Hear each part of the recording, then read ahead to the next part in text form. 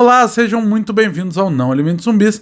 Eu sou o Ale e chegamos na segunda-feira que a gente ama porque é dia de falar de The Last of Us. Ontem, no domingo, tivemos o 7º episódio, Left Behind, e vou dizer, eu tava muito esperando, acho que muita gente, principalmente quem jogou, tava esperando por esse episódio, porque desde os primeiros trailers a gente já via imagens deles e tava bem ansioso de ver como a série ia mostrar.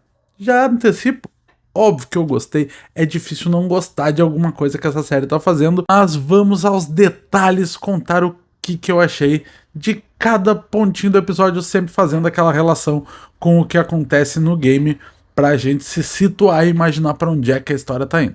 O começo do episódio, já antecipando o final do episódio, nos levam até onde o último episódio parou. O Joe machucado e a Ellie tentando fazer alguma coisa ali.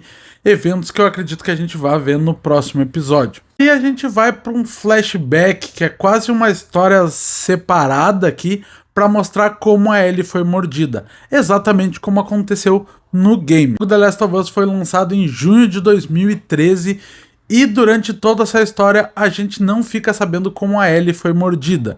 Isso veio numa DLC, um complemento do jogo que foi lançado em fevereiro de 2014.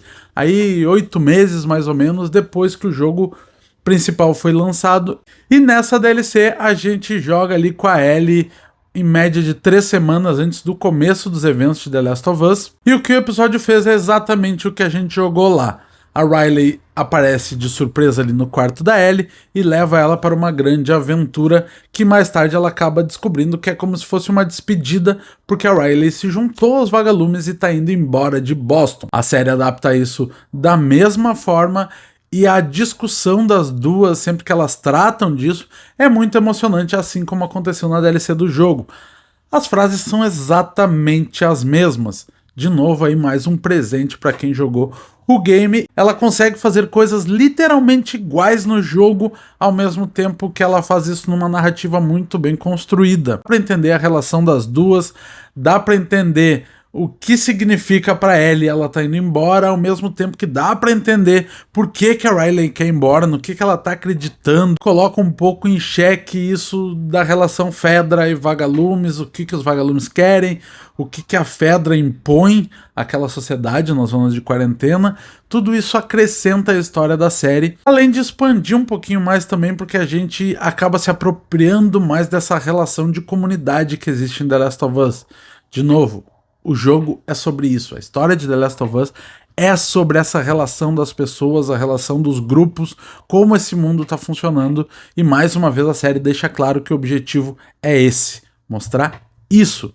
E aí esse episódio é perfeito para fazer aquele show de fanservice que a série vem fazendo nos episódios, dentro da narrativa, mas aqui é muito exponencial o negócio, porque a própria DLC já leva elas por meio de coisas bem marcantes. Então elas vão jogar o fliperama, elas vão pra cabine de fotos, elas usam as máscaras iguaizinhas as que são no jogo, aquela de meio lobo, lobisomem e a outra de palhaço. Claro que nem tudo que elas fazem no shopping, no jogo, elas acabam adaptando na série.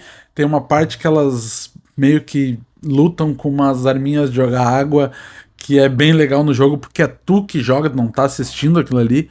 A série não adaptou, mas é aquela coisa, é o fanservice, eles escolheram alguns preferidos ali, provavelmente, dos criadores, e botaram isso na série e ficou bem legal. Esse episódio eu acho que ele é muito mais um presente para os fãs do que para quem tá assistindo a série. Claro que é um complemento muito importante você ver como a Ellie foi mordida, o que aconteceu, onde é que ela tava, por que ela foi mordida. Disso construir muito a personalidade da Ellie em cima do que a gente vê nesse flashback. Os medos dela, os receios que ela tem com as outras pessoas, a dificuldade que ela tem de se ligar emocionalmente com alguém. Muito é explicado nessa DLC, no caso do jogo, ou nesse episódio da série. Claro que sempre tem os dois lados, né? A parte da DLC para quem tá jogando tem muito mais ação do que a série mostrou. De novo, a série focando muito mais no drama de relacionamento das pessoas do que em disputa com infectados, em lutas com infectados, Como a gente já repetiu isso outras vezes, o foco da série é o drama, o foco da história é o drama, mas claro que no game faz muito sentido tu ter partes muito mais jogáveis do que tu apresentar isso na série, já que dentro da história a importância é as relações, como a gente tá falando. No jogo existe uma grande perseguição dentro desse shopping. Elas têm que fugir dos infectados por muito mais tempo e tem vários embates com vários infectados. Não é só um, na série a gente vê apenas um infectado. Lembrando lá, né, que a gente tem vários tipos de infectados de acordo com a idade, quanto tempo eles já estão infectados. Então o primeiro estágio da infecção são os corredores, aqueles que têm aparência bem mais humana ainda, que realmente correm atrás das suas vítimas. E o segundo estágio são os perseguidores, que é esse que a gente viu nesse episódio. A gente já viu isso em outros episódios, é aquele que vai lá e dá o beijinho lá no segundo episódio na Tess. Perseguidor também é aquela que vai atrás da Ellie dentro do carro no episódio do Henry e do Sam. São geralmente mais lentos, mas bem mais perigosos, porque eles são mais resistentes, digamos assim. Mas eles ainda têm a vantagem da visão, coisa que eles perdem depois quando chegam no terceiro estágio e viram instaladores. E só para fechar essa história de estágio, depois de muito tempo como instaladores, eles viram os baiacus, que a gente também viu lá, o grandão aquele que saiu arrancando os pedaços de pessoas no outro episódio, é o próximo estágio da infecção. Aqui a gente viu um perseguidor, na verdade, e é bem legal de novo a série dando um show aí na maquiagem de como eles estão fazendo esses infectados. E aí fica aquela coisa, eles tiraram uma quantidade para botar uma qualidade, para botar uma coisa mais bonita, mais visualmente legal de assistir, na minha opinião, que é o perseguidor. Porém, nesse episódio eu senti falta de um pouquinho do que a gente vê no game. Isso porque, como eu falei antes, no jogo a gente tem muito mais essa coisa da perseguição realmente. Elas fogem dos infectados por muito mais tempo, e aí no finalzinho, que ela tá quase conseguindo fugir, elas estão saindo por uma janela alta, subindo um andaime, que é quando a Ellie cai. E aí ela cai e um infectado ataca ela, a Riley vem, livra ela desse infectado, um outro ataca a Riley, que é o exato momento em que elas são mordidas. Isso eu senti um pouco de falta, porque é uma sensação muito boa, apesar de ser uma agonia, é uma sensação que te prende muito no jogo, essa esperança de que elas estão quase fugindo, principalmente porque você tá jogando, né? Você parece estar quase conseguindo fugir e aí você cai e acaba sendo infectado. Então essa esperança, aquela coisa de que quase deu pra fugir, mas no último momento elas acabam infectadas, que o jogo traz, e eu senti um pouquinho de falta disso no episódio 5. E aí a última cena das duas, a gente vê aquela discussão de que elas têm duas saídas, que uma é a saída rápida e ela mostra o revólver, né, que elas poderiam ali tirar as próprias vidas para não virarem infectados, ou aproveitar, e elas passam os últimos dias junto até a Riley acabar infectada e a Ellie não. E é quando ela, Vagalumes e todo mundo acaba percebendo que ela é imune.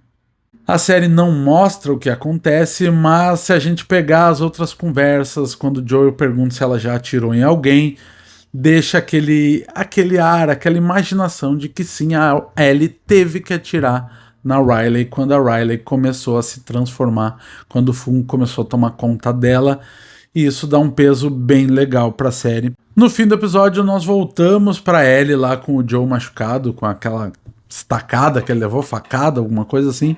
E todo o diálogo dela com a Riley de nunca desistir, de ir até o fim, faz muito sentido com o que ela tá vivendo ali com o Joe.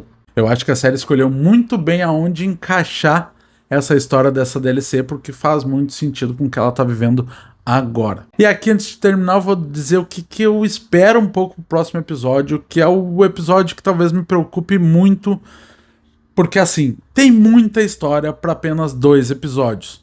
Eu imagino que o último episódio seja realmente lá focando no que acontece no final do jogo, mas para o 8º episódio tem muita coisa para acontecer em um episódio só, que vai ter ali em torno de 55 minutos. Claro que aqui eu não vou dar spoilers do que acontece no jogo, porque muita gente que está assistindo aqui ainda não jogou o jogo e está acompanhando a série pela primeira vez, mas tem pelo menos 2 sequências bem importantes que eles vão ter que juntar no episódio só. A gente já viu eles fazendo isso no outro episódio, quando eles juntaram a parte do Tommy com a parte da visita até a universidade, mas eram pedaços muito mais curtos do jogo.